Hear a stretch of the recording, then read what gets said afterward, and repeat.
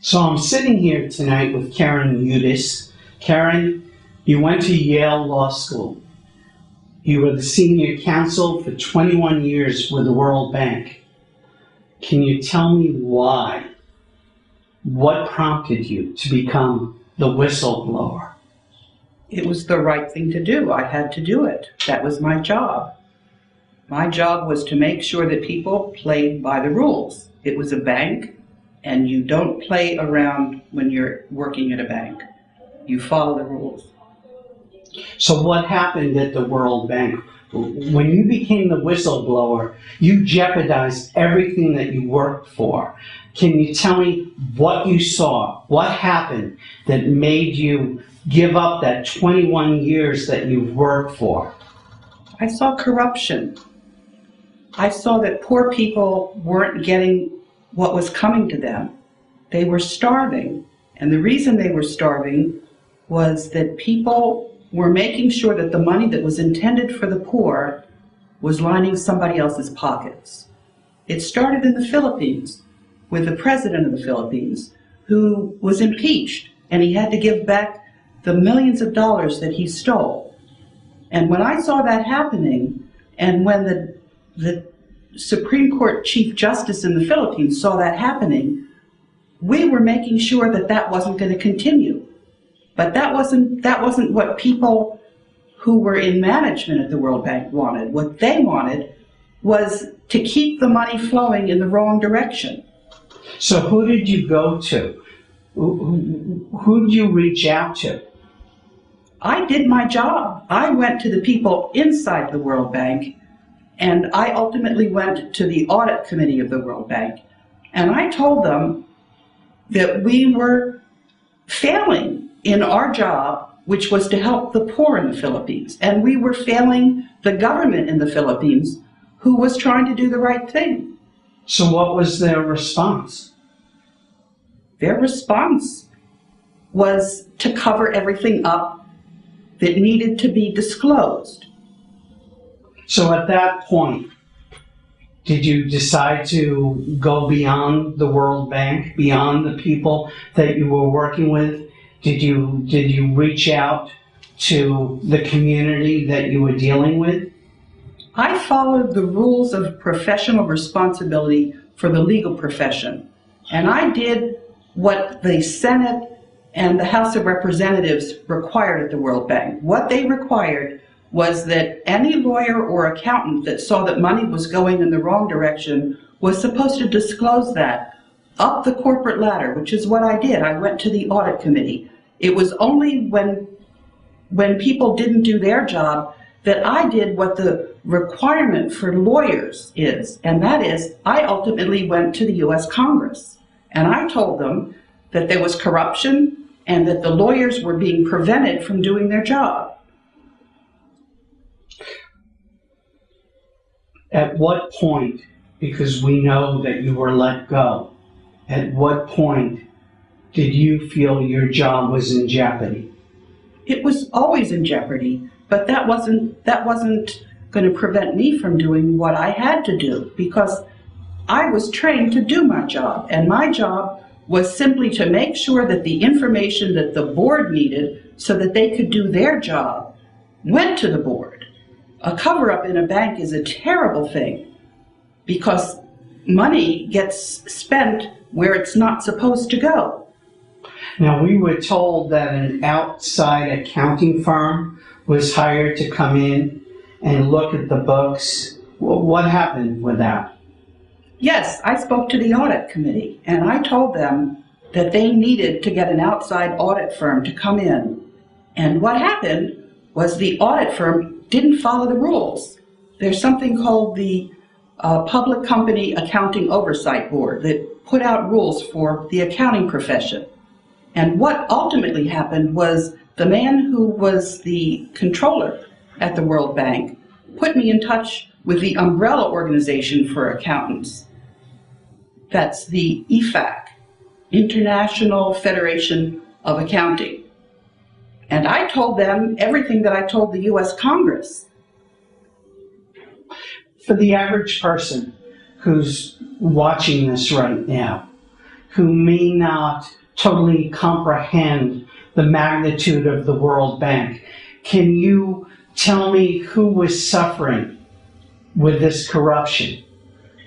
Everybody in the whole world, because the World Bank is an international cooperative that's owned by 187 countries, including the U.S. The U.S. has a 20% share. And when there's a breakdown in the rules at the World Bank, what this basically means is that the entire financial system is broken. And one of the terrible things is that it's not just the poor people, but it's also the securities markets in the whole world, because the World Bank issues bonds, $110 billion worth of bonds. 70% of those bonds are in dollars, and the rest are in all the currencies of the world. And when the accountants aren't keeping the books straight at the World Bank, you don't have confidence in the international monetary system. So you have to fix the problem. And I knew that if I let this problem go, there was going to be a currency war. I couldn't let it go. I was obligated. And the man who helped write the rules at the World Bank, the treaty, because 187 countries have passed their own legislation to belong to the World Bank. And he basically told me, he was the longest serving general counsel for 20 years. He gave me the operation manual. And he said that I couldn't let the world down. I had to do my job. Because if I walked away from that problem, we were going to have situations like Bernie Madoff in every single country in the world. And I couldn't let that happen.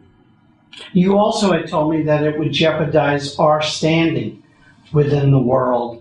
In as far as, well, aren't we the ones who actually elect or help pick who's going to head the World Bank? And by not doing something about this, we were losing our credibility? That's right. The World Bank was created in 1944 together with the International Monetary Fund. And for 66 years, everyone let the United States pick the president of the World Bank. But after we stopped playing by the rules, they said, no, we're not going to follow the gentleman's agreement anymore. The U.S. lost its credibility. Now, Karen, you've told me that you've shown to me that you have documentation that has not been shown yet.